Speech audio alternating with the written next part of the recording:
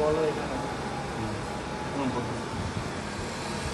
এটা হচ্ছে phase 1 and phase 1-এর metre হচ্ছে এইটা, এটা ফেজ 2, ফেজ মিটার হচ্ছে অ্যামিটার হচ্ছে এইটা, ফেজ 3, ফেজ 3-এর অ্যামিটার হচ্ছে এইটা। আর লিডগুলা এটার সাথে আমাদের C1, C2 and C3, C1 for phase 1, C2 for phase 2 and C3 for phase 3। এটা বক্স আছে এখানে C1 2.1